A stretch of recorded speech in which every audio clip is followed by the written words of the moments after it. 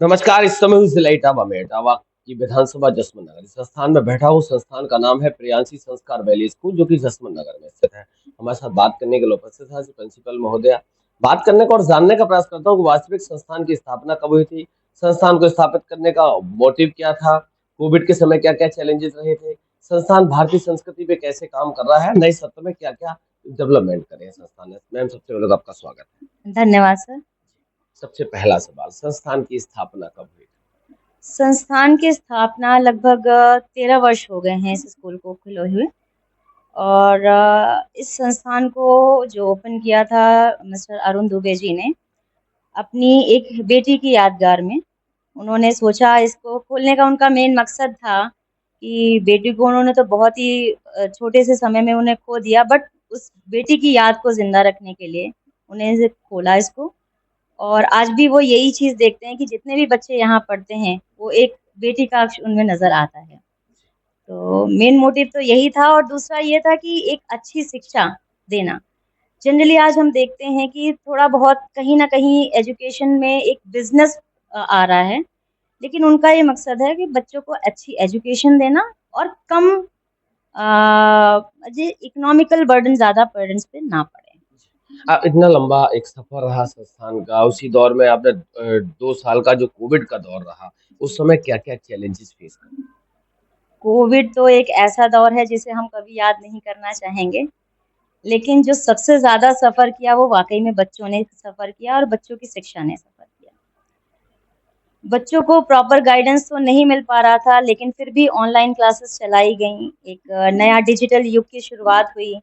हमारे टीचर्स बहुत ज़्यादा उस समय, इनफैक्ट हम सब डिजिटली इतना एक्टिव नहीं थे, लेकिन वो एक दौर था, सीखा गया उन चीज़ों को, बच्चों को भी सिखाया गया। और किया गया, हालाँकि प्रयास ये रहा कि बच्चों को शिक्षा से जोड़े रखा जाए।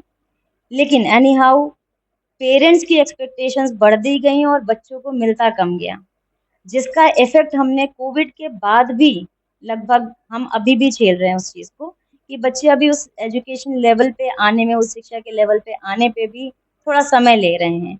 और आज ख़ैर काफ़ी हद तक चेंजेस हुए हैं, और सबसे बदलाव यही चीज़ आया कि डिजिटलाइज़ेशन का एक जो समीकरण बैठा है शिक्षा के साथ में, वो अच्छा भी है कहीं-कहीं, बहुत अच्छा है। उसको वो प्रयास कर रहे हैं कि ताकि हम न्यू एजुकेशन पॉलिसीज़ जो आ रही हैं बच्चों को कुछ नया देने की, उसमें हम उसको यूटिलाइज़ भी कर रहे हैं। मैम, शिक्षा को कितना महत्वपूर्ण मानते हैं एक मानव जीवन में? सर बहुत ज़्यादा शिक्षा के बगैर तो कहीं कुछ नहीं।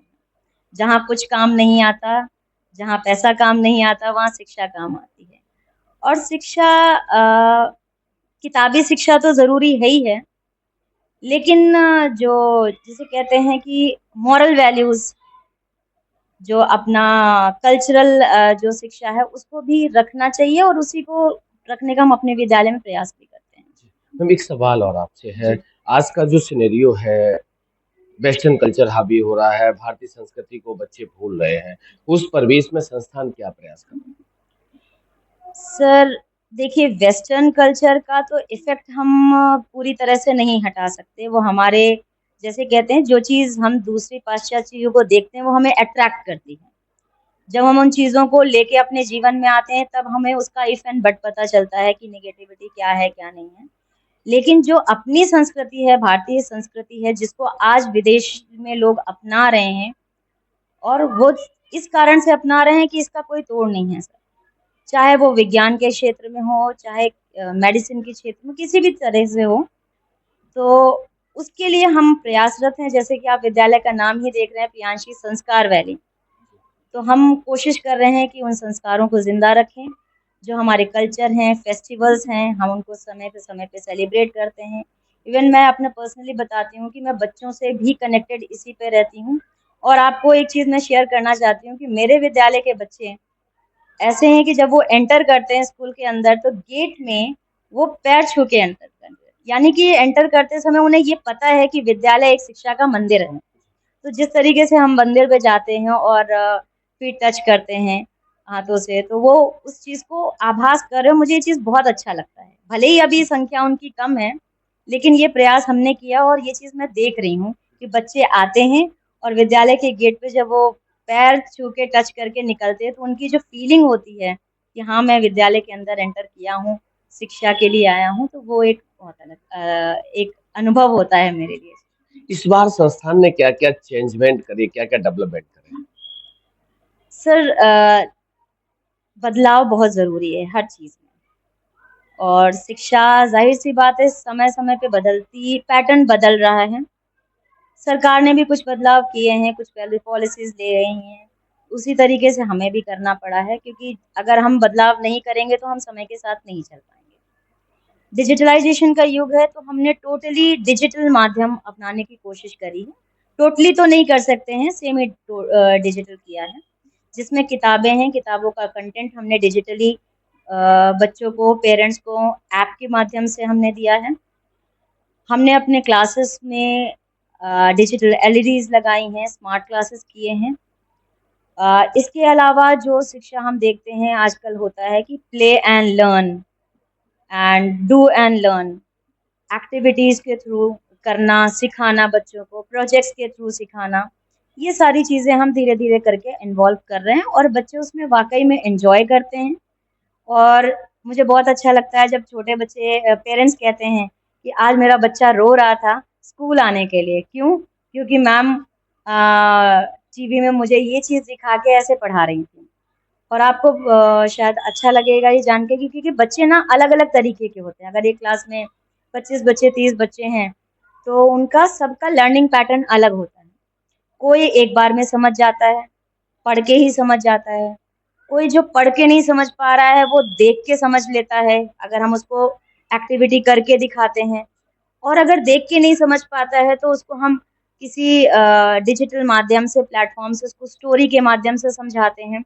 वो उस तरीके से समझ जाता है। तो कुल मिला के हमारा ये प्रयास रहता है कि हर एक बच्चा जितना, क्योंकि हर कोई बच्चा वीक नहीं होता है, जिसे हम कहें बहुत कमज़ोर होता है। अगर हम प्रयास करें, उसको अलग-अलग माध्यम की ज़रूरत पड़ती है। तो उस हिसाब से कर रहे हैं, तो ये चेंजेज़ हैं कुछ। थोड़ा-सा सिलेबस में भी चेंजेज़ आए हैं, जो न्यू एजुकेशन पॉलिसी उन्होंने कहा कि इस तरीके से होना चाहिए। सिलेबस के पैटर्न में असेंबली एक्टिविटीज़ हमने कुछ लागू की हैं। कॉम्पिटिशन समय-समय पे बच्चों को करते रहते हैं ताकि, और एक पीयर लर्निंग का कॉन्सेप्ट आया है। पीयर लर्निंग में ये चीज़ होती है कि बच्चे टीम वर्क सीखें, क्योंकि आजकल ना टीम्स में काम करना ये एक स्किल है। जब बच्चा बड़ा होके बाहर निकलेगा स्कूल से तो वो टीम वर्क ही काम आएगा, आप खुद सारे काम नहीं कर पाएँगे। तो इस पर भी ही हमने काम करना शुरू किया है ताकि बच्चा पीयर लर्निंग करे और टीम वर्क एक करके आगे बढ़े, सोशली भी और अपना ऐसे भी। जी, बहुत बहुत धन्यवाद मैम। एक आखिरी सवाल आपसे है, चूंकि स्वतंत्रता दिवस आ रहा है, तो इस बार संस्थान ने क्या तैयारियां करी हैं और विद्यालय परिवार की तरफ से क्या शुभकामनाएं?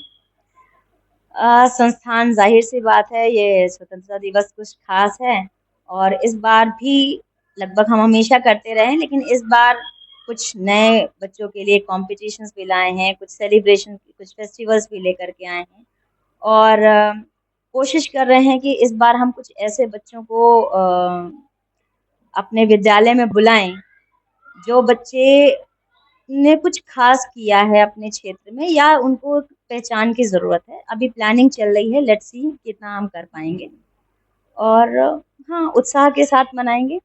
पेरेंट्स के लिए भी आगे सभी के लिए इनफैक्ट स्वतंत्रता की शुभकामनाएँ। बहुत बहुत धन्यवाद। हमारी तरफ से भी आपको, विद्यालय परिवार को आने वाले स्वतंत्रता दिवस के लिए बहुत बहुत बधाई, शुभकामनाएं। धन्यवाद।